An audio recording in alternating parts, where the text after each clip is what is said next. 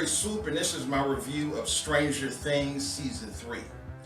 Now, I've always really liked this show.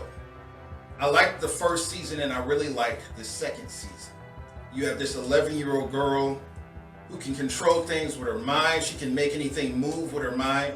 She can make your brain explode by simply looking at your ass. That's what really blew me away. But Season 3 is not as good as the first season and the second season. I still enjoyed Season 3. Now, Season 3 starts out with 11. She's living with Hopper. Hopper has adopted 11 as his daughter. And 11 is dating Mike. And they're kissing and they're getting more serious with their relationship. And Hopper starts getting pissed off about this. He doesn't want his 13-year-old daughter being in this serious relationship. So he convinces Mike to break up with 11. And after they break up, 11 starts being friends with Max. They start being more closer. And Max starts getting her to be more like a teenage girl. They go to the mall, they're doing all the dressing and they're trying on clothes and they're doing all the stuff that, teenage girls do. Now, one of the things that was interesting about this season is the Russians, they create this device that brings back the Upside Down. Now, as you all know, if you saw Season 2, 11 closes the Upside Down. She stops the monsters from coming into the real world. But the Russians, they create this device that brings the monster back into the real world. And the monster, he ends up infecting Max's brother, Billy. Billy gets infected by the monster. And he starts going around town infecting and possessing bodies. He takes over their body. It kind of goes into a direction that I wasn't expecting. And I thought that was the problem with the season. And another problem I had with this season, it doesn't revolve around the boys. What I really thought that was great about this season, about the first and second season, is the relationship and the chemistry with the four boys. In the third season, the four boys don't hang around as much.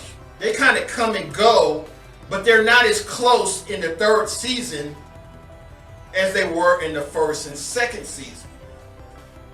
The third season kind of revolves around 11 and Max being friends, and they're trying to stop her brother from possessing bodies throughout the city.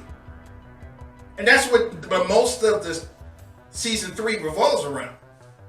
It's still a good season. I still enjoyed the season. It's just not as good as the first season and the second season. That's my main problem. Now they eventually find out what's causing the chaos, what's causing the monsters to come back. And I don't want to tell the ending of Season 3 because that's going to spoil it for people that haven't seen it yet. But in my personal opinion, it's just not as good as the first season and the second season. It's still a good season. I still enjoyed the characters. I thought Millie Bobby Brown was amazing. She's always amazing. I think Millie Bobby Brown is going to be a huge star. If you look at Natalie Portman when she was a little kid, when she was a child actor, she kind of reminds me a lot of her. The first movie I ever saw Natalie Portman in was this movie called The Professional. And she looked a lot like Millie Bobby Brown. She looked a lot like her, and she acted a lot like her. Very talented, beautiful young girl. I think Millie Bobby Brown is going to be a huge star. She's going to, 10 years from now, she's going to be the biggest star in Hollywood because she can do it all. She can sing, she can act, she can rap. She has so much talent and she's beautiful. I think she's going to be a huge star. Hopefully, the next season will be better than this season. Like I said, it's still a good season. Stranger Things is still a good show. I just didn't like the third season as much as the second season and the first season.